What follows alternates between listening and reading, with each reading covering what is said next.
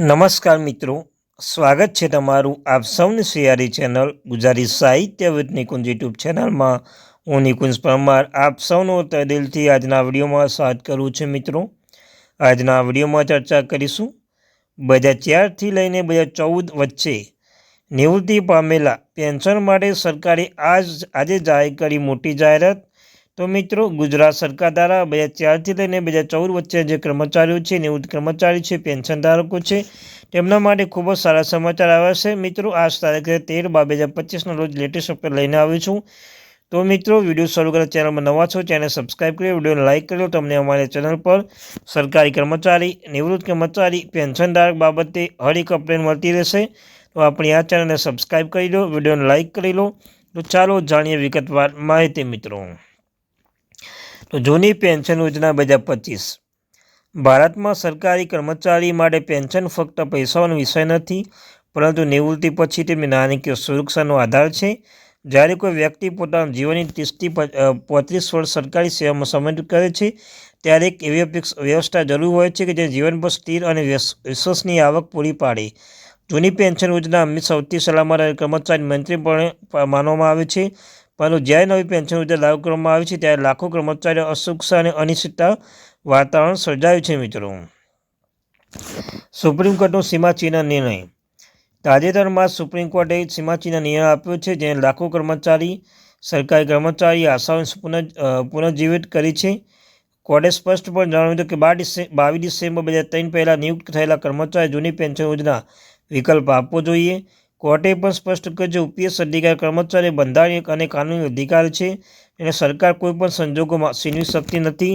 આ નિર્ણયથી વર્ષોથી જૂની પેન્શન યોજના પુનઃસ્થાપિત કરવાની માંગ કરી રહ્યા તમામ કર્મચારીઓ મોટી રાહતરૂપ છે. અને આ નિર્ણય બાદ કેન્દ્ર સરકાર અને રાજ્ય સરકારના કર્મચારીઓ OPS પુનઃસ્થાપિત કરવા માટે ગંભીરતાથી વિચારણા શરૂ કરી છે. મિત્રો, જૂની પેન્શન યોજના વિશેષતાઓ. જૂની પેન્શન યોજના એક નિર્ધારિત લાભ યોજના છે, જેમાં નિવૃત્તિ કર્મચારી તેમના છેલ્લા પગાર આશરે 50% માસિક પેન્શન મળે છે. આ પેન્શન સંપૂર્ણપણે ગેરંટીકૃત છે અને બજાર વધઘટથી પ્રભાવિત થતું નથી. આ યોજના સૌથી મહત્વપૂર્ણ વિશેષતા એ છે કે પેન્શન નિયમિતપણે મોંઘવારી ભથ્થા અનુસાર વધવા આવે છે, જે પેન્શનની ખરીદ શક્તિ પર જાળવી રાખે છે.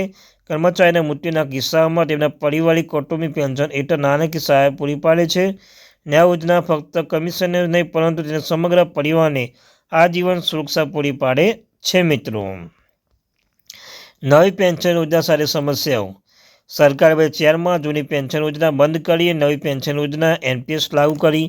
આ એક નિર્ધારિત યોગદાન યોજના છે, જેમાં કર્મચારી સરકાર બંને માસિક યોગદાન આપે છે, જે બજાર આધારિત સાધનોમાં રોકાણ કરવામાં આવશે. એનો સૌથી મોટી નબળાઈ એ છે કે પેન્શન કોઈ ગેરંટી નથી અને ભવિષ્યની ચૂકવણી સંપૂર્ણપણે શેરબજારના વધઘટ પર આધારિત છે. કર્મચારીની નિવૃત્તિ પછી તેમને કેટલી પેન્શન રકમ મળશે તે ચોક્કસ ખબર નથી.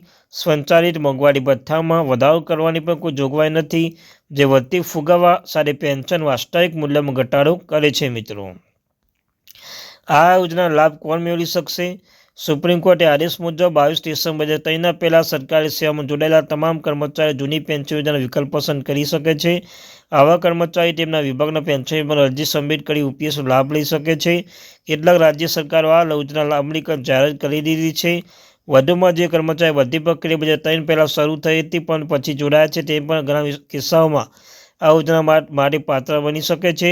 અને આવા કર્મચારીઓને તેના વિભાગની સત્તાવાર માર્ગદર્શિકા સંપર્ક કર્યા પછી અરજી કરવી જોઈએ. મિત્રો, અરજી પ્રક્રિયા અને જરૂરી દસ્તાવેજો. જૂની પેન્શન યોજના અરજી કરવા માટે કર્મચારીએ નિર્ધારિત ફોર્મ ભરી તેમના વિભાગોને પેન્શન દ્વારા એકાઉન્ટ વિભાગને સબમિટ કરવું આવશ્યક છે. અરજી સાથે સેવા પ્રમાણપત્ર, નિમણૂક પત્ર, Aadhaar card, PAN card, bank passbook નકલ, કર્મચારી ઓળખ કાર્ડ હોવું આવશ્યક છે. કેટલાક વિભાગો ઓનલાઈન અરજી સુવિધા પણ પ્રદાન કરે છે, જે પ્રક્રિયા સરળ બનાવે છે. અરજી સબમિટ કર્યા પછી વિભાગ દસ્તાવેજોની ચકાસણી કરે છે. જો યોગ્ય જણાવે તો કર્મચારી UPS લાભો આપે છે. કર્મચારીના વિવિધ વિભાગો દ્વારા અલગ અલગ સમય લાગી શકે છે, જેથી સંબંધિત અધિકારીઓ સાથે નિયમિત સંપર્ક કરવાની ભલામણ કરવામાં આવી છે. કર્મચારીના ભવિષ્ય પર સકારાત્મક અસર. સુપ્રીમ કોર્ટના નિર્ણય સરકારી કર્મચારી ભવિષ્યને સુરક્ષિત કરવા તરફ એક મજબૂત પગલું છે. જૂની પેન્શન યોજના અમલીકરણ કર્મચારી જીવનભર સ્થિર આવકની ખાતરી મળે છે, જે તણાવમુક્ત અને સુરક્ષિત નિવૃત્તિ સુનિશ્ચિત કરે છે.